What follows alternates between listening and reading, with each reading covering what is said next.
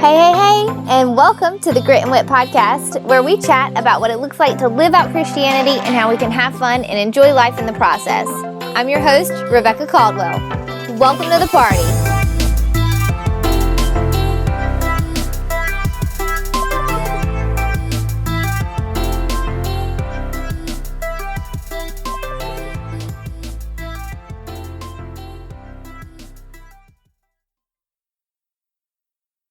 Hey there, and welcome to the Grit and Wit Podcast. I'm so glad that you've joined me today. It is going to be a good day today. I am just loving doing this podcast thing with you, so thank you for listening. Thank you to everybody who has been sharing and spreading the word. I'm just so grateful for each and every one of you. It's going to be a good journey together, so thank you guys for listening. Y'all are awesome. And I do want to say a special shout out to all my new patron partners, Tammy Andre and Mallory, Tiffany Bass, Melissa Mizell, and Jesse Peak. Y'all are rock stars in my life for sure. So thank you a million times over. Give yourself a big old hug and imagine it is me giving it to you. If you want to join them and partner with the Grit and Wit Podcast, you can head on over to patreon.com/Grit and Wit. Thank you guys to everybody who takes time and considers partnering with me. I almost always have a song in my head. Sometimes it's an actual song. Sometimes it's one I've made up because I love to make up songs. No lie, it's just so fun. One time, actually, my brother and I went and picked up a vehicle for him and it had no radio. We went to Jackson to pick it up and we had to drive it all the way back to where we live now. It didn't have a radio, so the whole way back, I'm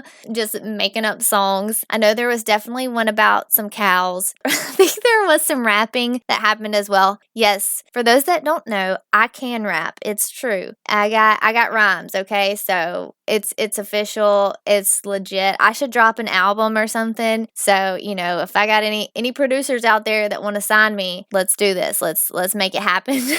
Seriously, though, I make up songs. I have the Hungry Hungry Hippo song, which it's everybody's favorite. Maybe one day I'll sing it on the podcast. We'll see about that. But that is really, if it's my most popular hit, is the Hungry Hungry Hippo song. And so there's all kinds of songs, but basically, and sometimes it's just like, I think I know the words. So it's a combination of an actual song and then a song I've made up because I don't really know the words. There's a song, it's a country song and it's called Grapevine, and I swear it's hilarious. One day we're in the car and we're listening. I swear he's saying creepin', and I'm like, I'm singing it, creepin', and yeah, he is not saying creepin'. Why is he singing a song about being creepy? He's not. He's singing a song about a grapevine. Okay, seriously, go Google it and listen to him and see if you don't hear the word creepin' instead of grapevine because of how he says it. Anyway, today we're going to talk about friendship, and that makes me think of this little tune that I sing from time to time. I used to sing it at the bank. Now everybody at the bank sings it. Talking about my best friend. The tune of that is from Rob and Big, and I just changed the words apparently. I actually thought those were the words, but then I went and Googled it, and those are not the actual words. But anyway, we will sing that when we make instant friends with people. I've always been big on friendship. I love people. I love friends. So much so that my sister Haley, to this day,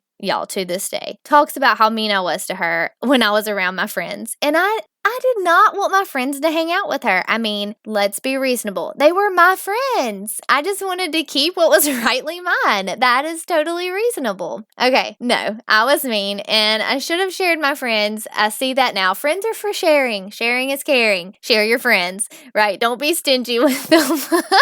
I actually just had a conversation last night with some friends and we were talking about, those jealous friends, because there are some friends that are jealous. Okay, let's be honest. And we were making fun of one of the girls and we were like, we know you're that jealous friend. You're the one that gets all riled up if somebody calls you your best friend, their best friend. And okay, I had one friend who would come to my house and hang out with my mom, right? It would get on my nerves so bad. Why are you hanging out with my mom? And then she would tell her things that I would later get in trouble for. Girl, be quiet. Those are secrets. And maybe you've experienced this with some of your friends who like to overshare or they forget something is a secret. Like, hello, I need to remind you certain things are secrets. And if you don't know one of those friends, you might be that oversharing friend. Be mindful of the secrets, people. Don't let them out of the bag, right? Okay. Or you don't do things that need to be kept secret. there's that too. All right, moving on. That's a whole nother episode about secrets. On today's episode, we're going to talk about friendships. We're going to talk about community, the good, the bad, and the ugly. Jesus was pro-friendship. He knew the value of community. He created community. Hello, Adam and Eve. He saw Adam. He was by himself. He had some animals and stuff. And God was like, I think you need another person. You need another human being. And so he created Eve. But seriously, there's value in being together. In Ecclesiastes chapter 4, verses 9 through 12, it says, 2 people are better off than one, for they can help each other succeed. If one person falls, the other can reach out and help. But someone who falls alone is in real trouble. Likewise, 2 people lying close together can keep each other warm. But how can one be warm alone? A person standing alone can be attacked and defeated, but 2 can stand back to back and conquer. 3 are even better, for a triple braided cord is not easily broken. All that summed up is we are better together. Look at the benefits, okay? The first little bit, right? 2 people are better off than one. You're better off with other people. Now, for all my introverts out there, don't freak out, okay? I'm not saying you have to be with people 24/7, all right? You can spend your time mostly by yourself, okay? But don't neglect the value of other people. I'm an extrovert. I'll be honest, I don't know if I'm an extrovert or an introvert. I take the test. The test tells me I'm an extrovert, but there are times where I'm like, okay, I need to just be by myself. So maybe I'm both. I don't know. If you're that person that people drain your energy, then you don't want to spend a majority of your time with a bunch of people, right? So be mindful of that. But don't neglect people altogether, right? Don't neglect the value of community, because God's word is clear. 2 people are better off than one, for they can help each other succeed. So here's the thing, is that community in the right sense, when we come together and we're there for one another, we're more successful. There is success that comes. Why? Because when we feel discouraged, or we feel left out, or we feel like we don't have it together, or like we can't do it, we have people that come alongside us and they help us and they spur us on and they encourage us and they say, you can do it. Keep going, girl. You've got it. Or dude, right? Because I know there's some dudes out there, and I'll be honest, I was a little surprised when I found out I had some guy listeners. So what? Y'all are awesome. I'm going to shout out to Hunter and Patrick, because I know y'all are 2 of those dudes. So y'all are amazing. Love y'all. All right. So, and then it says, if one person falls, the other can reach out and help. Have you ever been at a place in your life where maybe you've not like physically fallen, but you feel like you fell in life? You skint your, I don't know, life knees up. I don't know what that means. Anyway, but if you have fallen, if you felt like you just messed up or something happened to you, right? Sometimes we trip over our own feet, but sometimes we trip over life, because life can be hard. And so what happens when we fall? It says that if one person falls, the other can reach out and help. Sometimes we need the help of other people. Sometimes life cannot be done on our own. We have this thought process sometimes of, I'll just do it by myself, especially when we've been hurt by other people. It's people let me down, or people have hurt me. And so what we do is we go, I'll just do it by myself. But that's not reality. That's not a life. We want to be with people. We need other people. We need their help. And here's the thing, is that yes, you can get hurt when you put yourself out there. There is a possibility of somebody not reaching out to help. But if you put yourself in the right community with the right friends, then there will be a hand that is extended out to you. Don't forget, you're on the other side too. So when you see your friends, if you have a friend, or if you have a whatever, like somebody in and around you that falls and you see it, be that person that reaches out. Be the person that helps. And so if one person falls, the other can reach out and help. But someone who falls alone is in real trouble. I don't want to fall in a pit and have nobody there to help me out. I want somebody who's going to throw down a rope. I want somebody who's going to reach out a hand. I will say this, like, it brings me to the mindset of, I run obstacle course races, which are amazing, and you should try it if you haven't, if it's your thing. If not, don't. When I've run obstacle course races, one of the main things that it brings is a sense of community. Because if there's an obstacle that you're having trouble getting over, because I'm a short girl, okay? So there may be times where I can't reach a certain place, or there may be things that I'm struggling with getting over, especially the really tall walls. And there's going to be somebody who comes on and either reaches out a hand or lifts my foot up or pushes me over, whatever it needs. They're there we support one another. Okay, I'm over, so I'm going to reach down. I'm going to help the next person over. And that is what we're called to be as a community, is to reach out and to lift one another up out of the pit or push each other up over the walls, whatever it is. The next part of that verse says, likewise, two people lying close together can keep each other warm. But how can one be warm alone?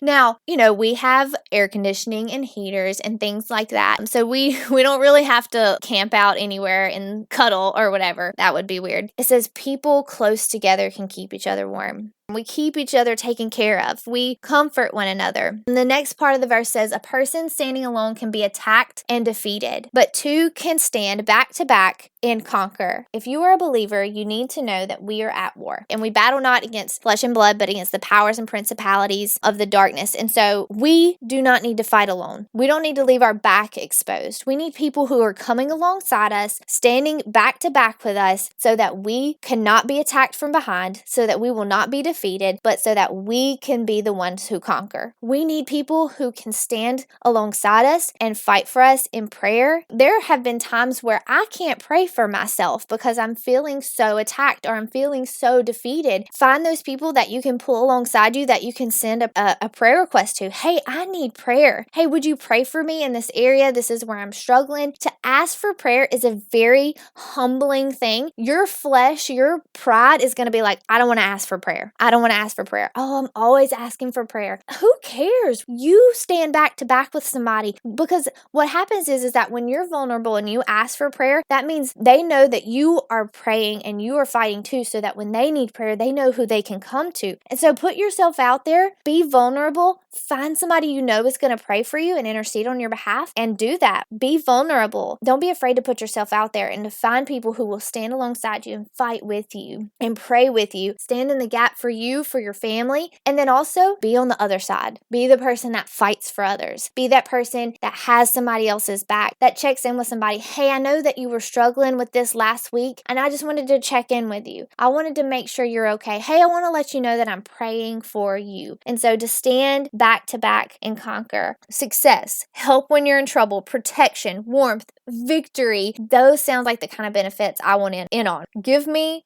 all the friends. Friendship is a relationship, and it takes two people putting in effort, loving and serving one another. It takes effort. Let's do some self-evaluation. Let's do some friend evaluations. If you look at the friendships that you have in your life, do they look like the verse that I just read to you? Do you help each other succeed? Do you help each other when you're in trouble? Do you protect one another? Do you bring goodness into that relationship? And do you receive goodness from that relationship? This is more than just a friend request on Facebook. Those are great, but I'm talking about community. I'm talking about being there for one another, even when it's not super convenient for you. Sometimes we see friends as the people we hang out with and have a good time with. And yes, all of that. Hello, I love to have a good time. Let's laugh. Let's dance. Let's have a party. So much fun. But a real friend, real community, like the gritty kind of friendship that we need in our lives, is the person you call when you fall into a pit, even though you're super embarrassed because how in the world did you not see this pit in front of you, right? I'm talking about your ride or die people. And maybe you don't have those kinds of people in your life. I know finding real friends is hard, especially in today's world where we're disconnected. We have social media and we feel like we can be connected on Facebook and Instagram and Snapchat. But can I tell you, there's a difference when you are really investing in having conversations with people.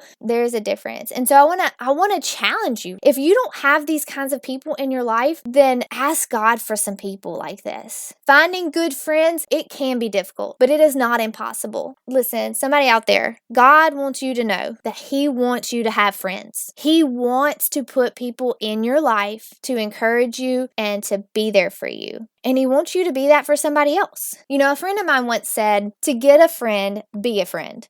Show yourself friendly. So if you don't have friends, find someone else who needs one and be one for them. If I need joy, I need to give joy to somebody else. If I need peace, I need to give peace to somebody else. If I need a friend, I need to be a friend to somebody else. So if you don't have friends, find someone who needs a friend and be one for them. And don't be afraid of being yourself. I want to say that. Don't be afraid of being yourself. If you're awkward, be awkward. It's fine. I love awkward people. I love it. Be my friend if you're awkward, okay? Because here's the thing, people want to get to know you because you are the best you that there is. So be you. People will like you, okay? Don't be afraid. People will like you. Not everybody will like you. Let's be real. Not everybody likes everybody, okay? There are people out there who are not going to like you, and I will say to you, those are not your people, all right? Find people who like you. And don't discount your family. Sometimes it's family who are your best friends. Sometimes it's not. For all of you out there that are like, not my family, maybe not your family, but maybe. Don't discount those that have always been there. So if you have a good family, if you have a sound family, if you have family who loves you and loves you well, it's not always just your family. Sometimes they're your friends. I'll be honest, I love my family. They're my friends and my family. And also, don't feel like your family has to be your friends. I'll say that too. Anyway, friendships don't have to look a certain way. It doesn't have to be a certain person, and it doesn't have to be one person, and it doesn't have to be 10. I want all the friends, everyone.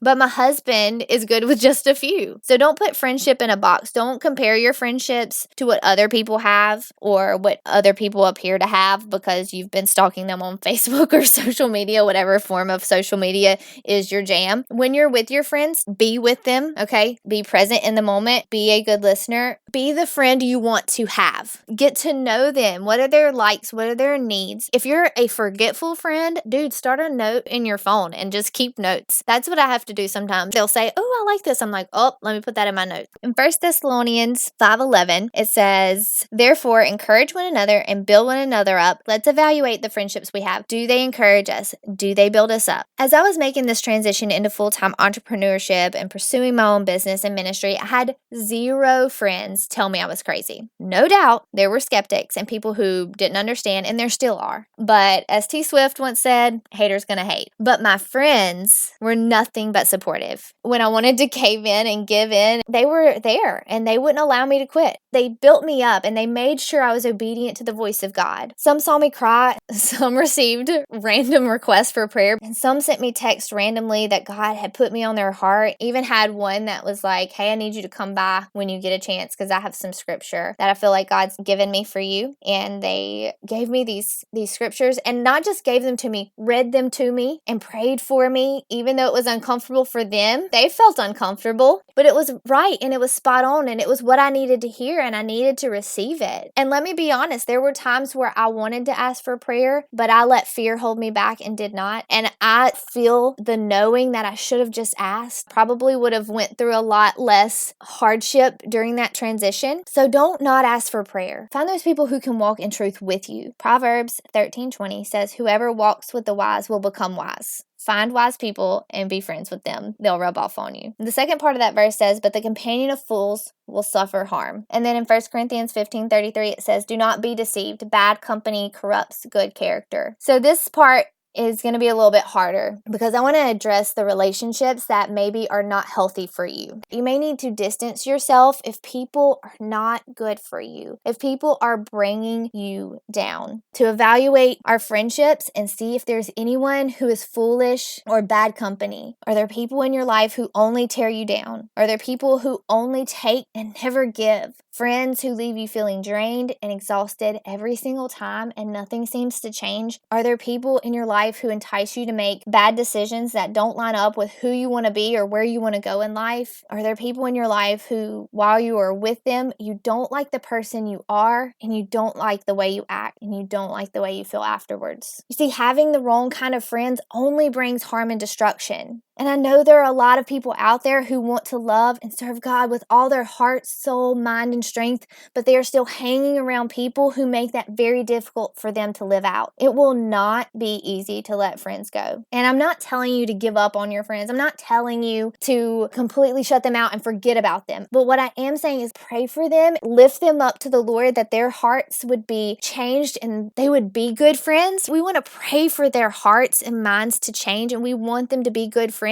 But Proverbs 12:26 says, one who is righteous is a guide to his neighbor, but the way of the wicked leads them astray. So if there are people in your life that are leading you astray, that are leading you away from God and not to God, they're not walking with you towards the kingdom, if they're influencing you away from God, then it may be time for a change. If you are the one lifting your friend up, yes, please walk alongside them. But if they are tearing you down, you may need to change your friendships. steps. And the last thing I want to talk about today is making sure you are a good friend. Romans 1:12 says that we may be mutually encouraged by one another's faith. Now it's time to evaluate yourself. Dun, dun, dun. If we're honest, we all have room for improvement. I want to issue a challenge to you. Ask a friend or two how you could be a better friend to them. And before you do that, make sure you pray and ask God to give you an open heart and mind to receive without being offended. FYI, you are not the best friend ever. Jesus holds that title. In 1 Peter 4:8-10, it says, above all, keep loving one another earnestly, since love covers a multitude of sins. Show hospitality to one another without grumbling. As each has received a gift, use it to serve one another as good stewards of God's varied grace. So love well, love earnestly, love fully. Sincerely, put your heart into it. Be friendly. Be generous without complaining. No complaining allowed.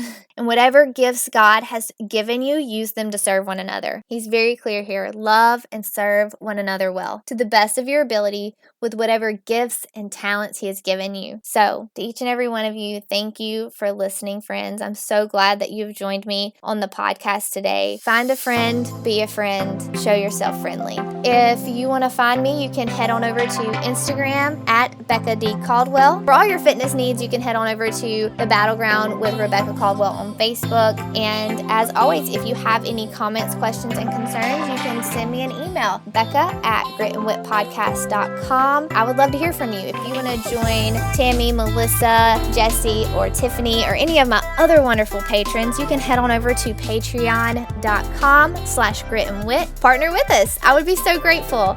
Thank you so much for listening. We'll talk next week. See you then.